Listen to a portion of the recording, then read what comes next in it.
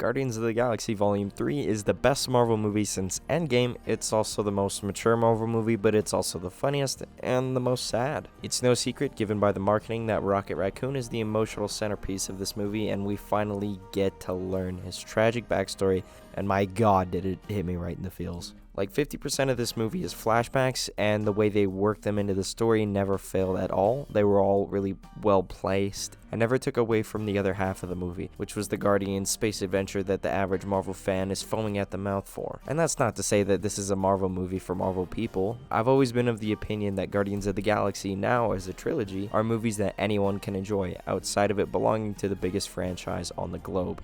Even Grandma can watch it. From the first movie, its strength has always been its characters, accompanied by rich stories, the best soundtracks in movie history, and a solid entertainment factor found in the humor and the action. None of this would work nearly as well if not for the team behind it, and I'm so glad Disney rehired James Gunn to finish what he started with the first two.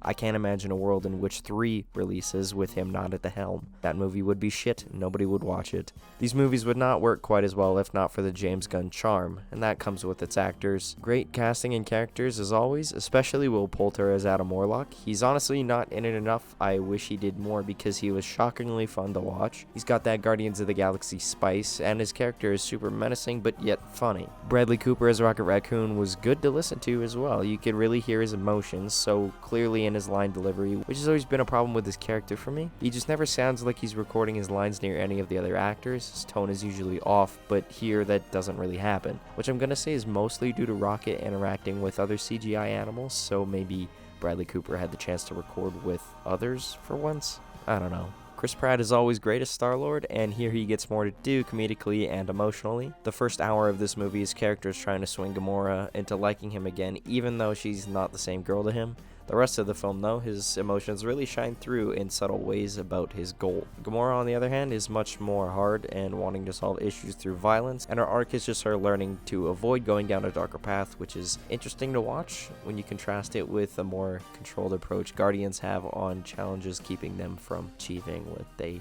need. Speaking of dark paths, yes, this movie goes there. I am fully aware from James Gunn's previous work that he can really take an audience that deep, but for a Marvel movie, something kind of aimed at children, this is intense stuff. It's not anything as bad as the media is making it out to be. Like, no, it's not 150 minutes of animal torture, and I think this movie can pass as kid-friendly. Some of the kids' movies I grew up watching had sad shit in it, but it doesn't mean I should be 13 before watching it.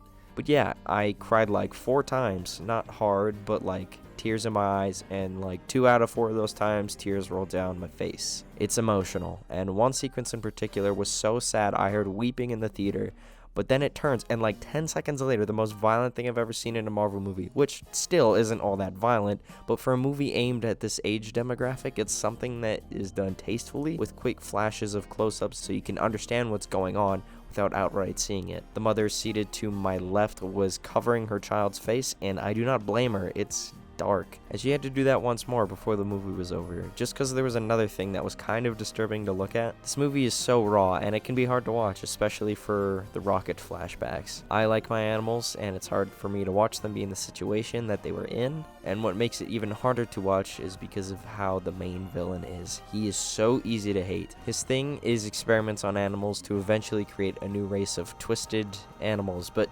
like, he has no respect. He's way too harsh, from the way he physically handles his subjects to when he mocks them for having emotions and then immediately orders them to do something like nothing had ever happened. It's so cold, inconsiderate, and made me further invested in the story for the hopes to see our team confront him. The story too was very creative and led to many iconic moments, like the talked about corridor fight. All the planets were really well fleshed out, literally, look at this thing, and the visuals are just super good. James Gunn movies, for better or worse, you get some tight-ass frames out of it. This is just a pretty movie. It's beautiful to look at. It's probably the best CGI I've seen since Avatar 2. The animals all looked incredibly well brought to life in a way that you can always tell what they're thinking even when they aren't saying anything.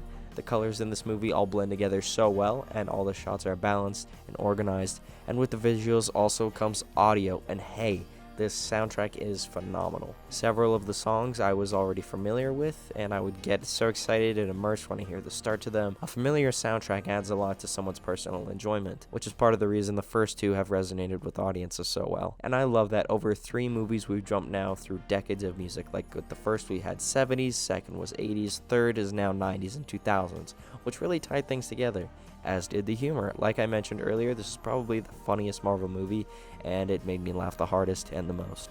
It's also the first to drop an F-bomb, which was used perfectly. I am so glad this was the first one. Press that in!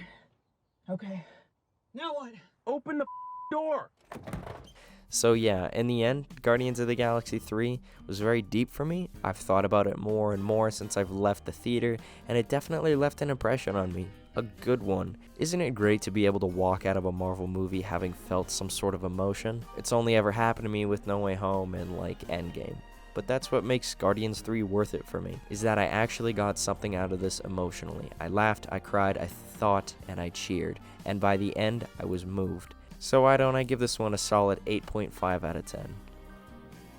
And we'll kill anyone who gets in our way. No, not kill anyone. Kill a few people. Kill no people. Kill one guy, one stupid guy who no one loves. Now you're just making it sad.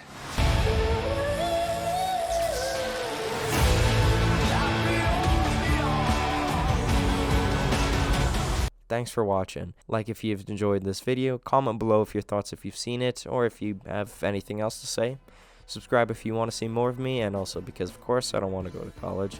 And hey, thanks for stopping for a thought. Okay, take care then, bye bye now.